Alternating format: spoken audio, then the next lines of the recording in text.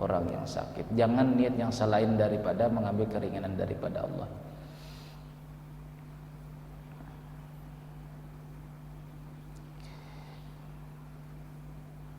Walil fuqaha'i ara'un fi fitril maridi.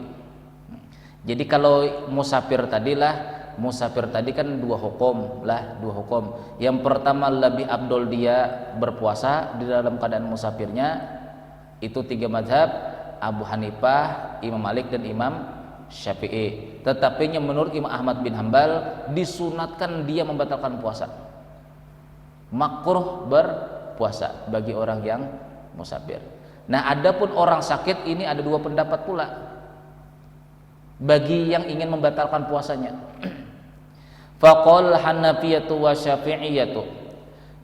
Maka berpendapat Imam Abu Hanifah dan Imam Syafi'i, al-maradu yubihul fitra. Orang yang sakit itu diperbolehkan membatalkan puasanya. Wa qala Hanabilatu, berkata Imam Ahmad bin Hambal dan Imam Malik, yusannul fitru, disunatkan bahkan dianjurkan orang sakit itu berpuasa, orang sakit itu membatalkan puasanya. Wa yukrahu shaumu, dan tetap dimakruhkan dia itu melakukan puasa. Nah, jadi 2 pendapat Imam Ahmad bin Hambal, orang musafir atau orang sakit, sekalipun sakitnya itu tidak memudaratkan bagi dirinya, sekalipun musafirnya tadi itu tidak membuat mendapatkan kesusahan di perjalanan, tetap kata Imam Ahmad bin Hambal tetap makruh berpuasa, sunat membatalkan puasa atau tidak berpuasa.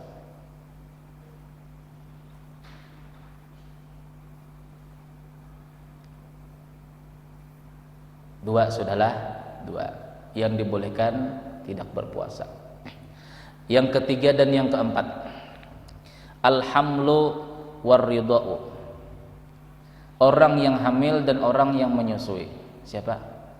Bapak-bapak kah, ibu-ibu kah? Ini jadi kalangan khusus nih lah. Jadi kalau yang pertama dan yang kedua itu laki-laki ataupun perempuan boleh tidak berpuasa. Nah, yang ketiga yang keempat, alhamalu warridau. Perempuan yang hamil dan menyusui itu dibolehkan dia tidak berpuasa.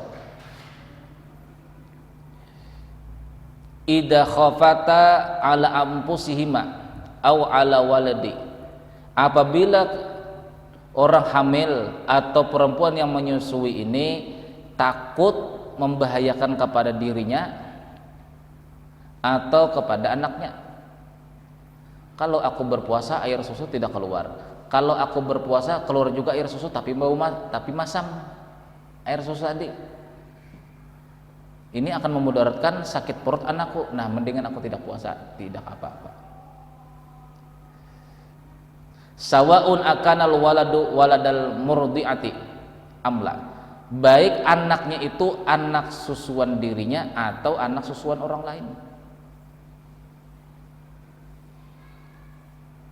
Anak sendiri atau menyusukan anak orang. Ini kalau aku berpuasa sedangkan kerjaanku adalah menyusui anak orang. Jadi pekerjaan ialah menyusui anak orang, misalnya jadi pekerjaan seorang perempuan. Lalu di saat bulan puasa dia diberikan tawaran untuk menyusui anak seseorang, menyusui anak orang lain dengan upah misalnya sekian-sekian. Nah, bolehkah si perempuan yang mengambil upah tadi ini kerjanya cuma itu, menyusui anak orang, bukan menyusui suami inilah. Nah, itu lain lagi, gajinya itu lain.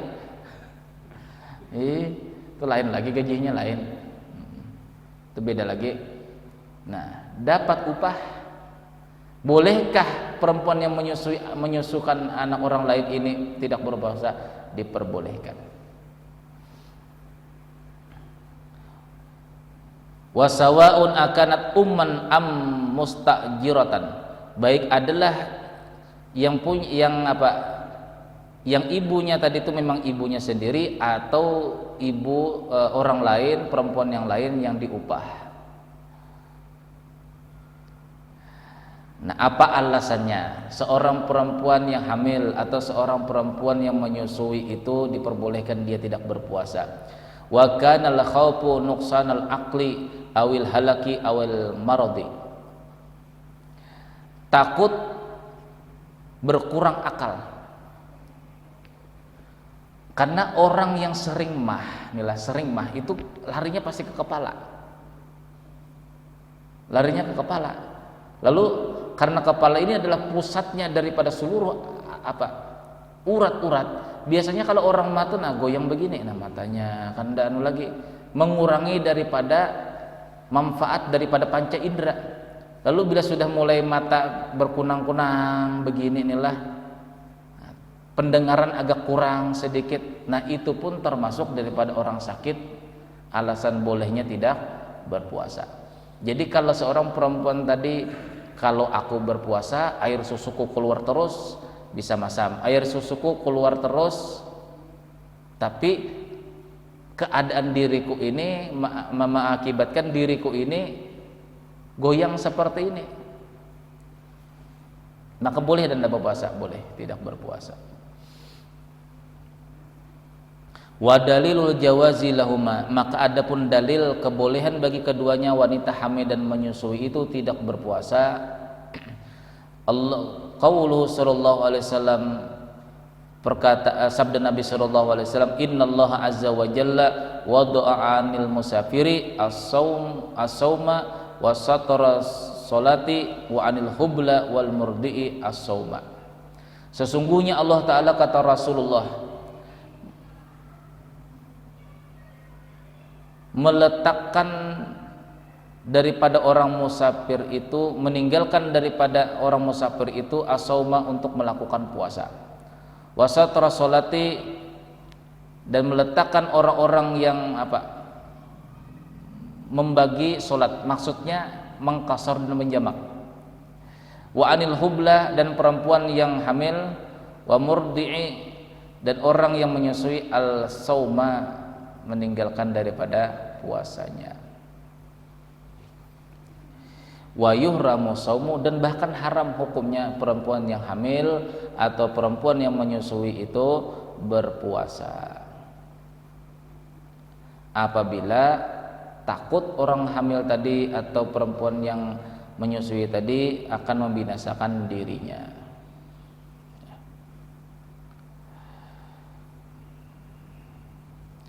Nah, tetapinya di sini ada perbedaan sedikit nih lah.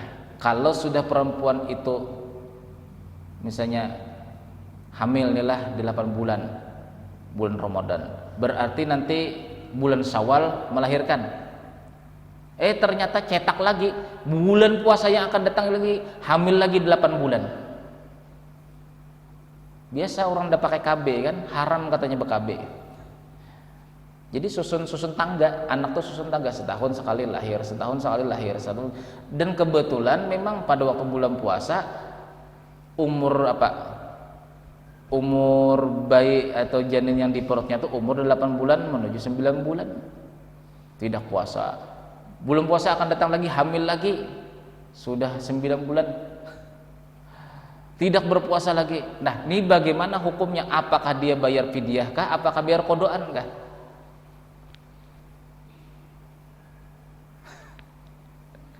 Memang banyak anak itu sunnah lah, banyak anak itu sunnah Rasulullah SAW, tidak kita menyalahkan. Tetapinya yang wajib itu adalah mendidik anak. Kalau kebanyakan anak 10 anak, tangga 1 sampai tangga 10, ya Allah. Jadi mulai umur 10 tahun, 9 tahun, 8 tahun sampai 1 tahun bersusun seperti tangga begini Anda pusing gak pikiran, anak sana main kelereng, anak di sana main layang-layang, di situ main di bakau, yang satunya lagi jalan-jalan sepedaan, ngebut-ngebutan. Anda pusing gak? Pusing. Jadi bedakanlah keadaan kita ini, pekerjaan kita. Kita ini sebagai pekerja di rumahkah, di luar rumahkah? Kalau di luar rumah, istri kita yang menjaga anak 10, terbang piring baik, pasti terbang piring. Jadi jangan sampai melakukan sunnah itu yang memudaratkan bagi diri kita, jangan. Memelihara diri itu dan memelihara keluarga itu hukumnya wajib. La tarkul wajibi li sunnati, di dalam usul fikih Imam Syafi'i, la tarkul wajibi li sunnati, jangan meninggalkan hal yang wajib dikarenakan yang sunnah. Lalu karena tidak terpelihara anak tadi, ada yang kesana, ada yang ke sana, lalu dia bergaul sebebas-bebasnya, lalu jadi copet, lalu jadi pencuri, macam-macam. Nah, kita tidak bisa mendidik karena kebanyakan tadi. Nah, kita kembali. Jadi bagaimana orang yang bersusun begini, susun tangga anaknya? Wa idza aftara, apabila tidak berpuasa orang yang hamil atau orang yang menyusui itu, wajibal qada'u, wajib mengqada, dunal fidyati inda hanafiyati, wajib cuma membayar mengqada puasanya dan tidak bayar fidyah menurut Imam Abu Hanifah. Dikarenakan apa? Dia menumpuk qadaannya tadi karena anak bersusun, bulan puasa hamil besar, tahun akan datang lagi hamil besar lagi, tidak puasa 3, lalu sampai 10 tahun bersusun tidak puasa. Gimana cara mengqadanya? Kalau menurut Imam Abu Hanifah bayar qadaan saja, tidak bayar fidyah.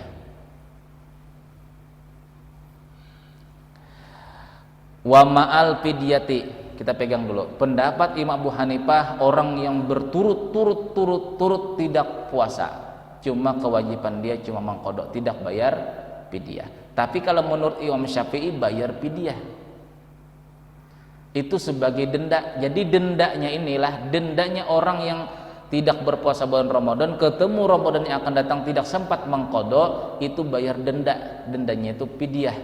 Berapa fidyahnya? Yaitu 8 on beras. Kita genapkan dia 1 kilo. Jadi kalau sebulan 30 berarti 30 kilo. Serahkan ke amil zakat. Nanti amil zakat yang membagi kepada fakir miskin. Yaitu kalau dihitung fidyah. Wa ma'al fidyati in khafata ala walidihima faqat inda Syafi'iyati wal Hanabilati. Wajib mengqada, wajib bayar fidyah apabila keduanya itu, maksudnya wanita hamil dan wanita menyusui, takut terhadap anak keduanya saja. Kalau aku sih biasa aja kalau menyusui, tidak apa-apa. Tapi kalau masa-masa begini nanti anakku sakit, aku ndak usah berpuasa. Jadi apabila satu alasan adalah wanita hamil menurut Imam Syafi'i dan menurut Imam Ahmad bin Hambal, apabila perempuan yang hamil, satu, perempuan yang menyusui, dia membatalkan puasa dengan satu sebab, dengan alasan satu sebab, takut anakku nanti kelaparan, atau takut anakku nanti kalau tidak di dalam perut ini nanti keluarnya kurus, tidak ada saripati makanan yang dimakannya, tapi kalau diriku tetap aja sehat katanya. Nah, kalau demikian pendapat seorang perempuan tadi, maka dia tetap wajib bayar qada dan bayar fidyah. Lah, ini bedakanlah. Tapi apabila dia, kalau aku berpuasa menyusui pasti aku mah, kalau aku waktu hamil begini tidak makan, tidak minum, anakku di perut ini biasanya nendang-nendang kelaparan, dan aku sakit perutku, yang mengakibatkan aku sering pusing. Nah, apabila dua alasan ini, seorang perempuan yang hamil dan seorang perempuan yang menyusui memiliki dua alasan, binasa anaknya dan binasa dirinya, maka dia cukup bayar qadaan saja. Nah, itu bedanya nih lah. Jadi kita harus bedakan, kamu kenapa tidak puasa? Kamu bayar fidyah dan mengqada lah. Tanya dulu dirinya, kebiasaan kamu gimana kalau menyusui di bulan Ramadan ini? Biasanya aku sehat-sehat saja, tetapi aku khawatir dengan anakku. Nah, berarti wajib mengqada dan bayar fidyah. Tapi kalau aku puasa, di saat menyusui biasanya aku lemas begini, terkadang mau pingsan, terkadang darahku turun, otomatis anakku pun bisa binasa. Nah, kalau dua alasan ini dia membatalkan puasa dia, maka cukup membayar qadaan. Jelas jelas. Nah, jadi jangan jangan menyalahkan seorang perempuan. Oh, kamu wajib bayar fidyah. Memang boleh tidak berpuasa, tapi kamu tetap bayar fidyah. Enggak, belum tentu lah, belum tentu. Bila alasannya cuma satu, tetap bayar qadaan dan bayar fidyah. Tetapinya apabila dua alasan, nah maka dia cukup membayar qadaan.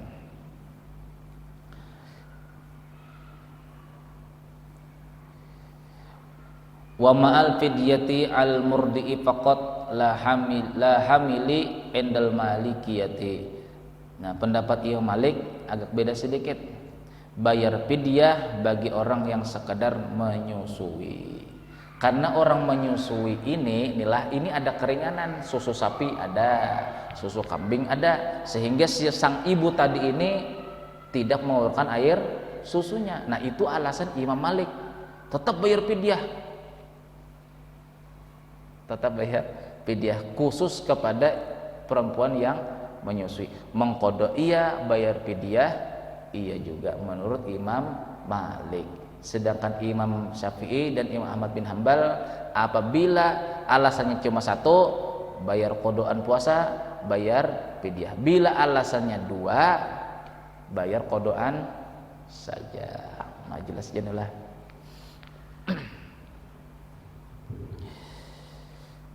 Itu yang ketiga. Dan yang keempat yang dibolehkan tidak berpuasa. Yang kelima, al-haramu, orang yang sudah tua renta, di atas 60 lebih lah, jalannya sudah sempoyongan misalnya karena waktu masih mudanya inilah pekerja berat, lalu waktu tua ini sudah kebanyakan capek waktu masa muda, lalu tuanya ini belum tua betul, sudah tidak bisa lagi berpuasa. Ya juju ijma'an, boleh sepakat 4 madhab orang itu membatalkan arti tidak puasa, baik laki-laki ataupun perempuan. Fi jami'i fusulil hasanati, pada keseluruhan setiap tahunnya. Jadi setiap tahun dia tidak berpuasa bagi orang tua, orang yang sudah tua renta. Wala qada alaihima, dan tidak wajib mengqada baik perempuan yang tua ataupun laki-laki yang tua. Li adamil qudrati, karena mereka tidak mampu sudah. Tetapinya wa alaihima an kulli yaumin fidyatun, tetapinya kewajiban terhadap diri orang yang tua-tua tadi tidak berpuasa wajib bayar fidyah. Tu'amu miskin, memberi makan anak miskin, memberi makan orang-orang miskin, baik anak-anak ataupun orang tua. Wa tustahabbul fidyatu faqat indal malikiyati. Nah, ini yang kita perpegangilah. Jadi sepakat 3 madhab inilah Abu Hanifah, Imam Syafi'i dan Imam Ahmad bin Hambal, orang tua yang tidak bisa berpuasa lagi tidak berpuasa lagi menurut 3 madhab Abu Hanifah, Imam Syafi'i dan Imam Ahmad bin Hambal tidak usah berpuasa tetapi bayar fidyah. Harus bayar fidyah sekalipun miskin. Jadi kalau misalnya orang ini miskin lah, rumah gubuk, anaknya tidak ada lagi di Kalimantan sini, yang ada di Sulawesi itu pun tidak tahu-tahu, yang ada misalnya di Jawa itu pun tidak tahu dengan orang tuanya di sini, hidup sebatang kara yang tua tadi. Nah, menurut Imam Malik boleh tidak bayar fidyah. Jadi puasa tidak diqadha, bayar fidyah tidak apa-apa. Itu khusus kepada orang fakir miskin. Wa tustahabul fidyatu faqat indal malikiyati. Kata Imam Malik, ya, dianjurkan bayar fidyah aja bila mampu. Jadi, ini kita kembali lagi. Abu Hanifah, Imam Syafi'i dan Imam Ahmad bin Hambal itu mewajibkan bayar fidyah bagi orang tua yang tidak mampu berpuasa sekalipun miskin. lah sekalipun miskin. Bila tidak mampu, maka kewajiban anaknya yang membayarkan fidyah orang tuanya. Kan agak berat dikit nih lah, agak berat sedikit. Nah, adapun menurut Imam Malik dianjurkan bayar fidyah, baik miskin ataupun tidak miskin. Wah, enak juga jadi orang tua lah. Tidak mengkodok, tidak bayar sama sekali. Nah, wallahu a'lam bissawab. Al-Fatihah. A'udzubillahi minasyaitonir rajim. Bismillahirrahmanirrahim. Iyyaka na'budu wa iyyaka nasta'in. Ihdinas siratal mustaqim. Siratal ladzina an'amta 'alaihim waladdallin. Bismillahirrahmanirrahim. Alhamdulillahirabbil alamin wassalatu wassalamu ala asyrafil anbiya'i mursalin sayyidina wa Muhammadin wa alihi washabihi barik wasallim ajma'in. Allahumma ighfir lana ma akhtana wa ma ta'ammadna wa ma asrarna wa ma a'lanna wa ma antal mu'min antal muqaddim wa antal muakhir. La ilaha illa anta rabbana atina fid dunya hasanah wa fil akhirati wa qina adzabannar. Wa sallallahu sayyidina Muhammad walhamdulillahirabbil alamin. Subhanakallahumma wa bihamdika asyhadu an la ilaha illa anta astaghfiruka wa atubu ilaik. Assalamualaikum warahmatullahi wabarakatuh.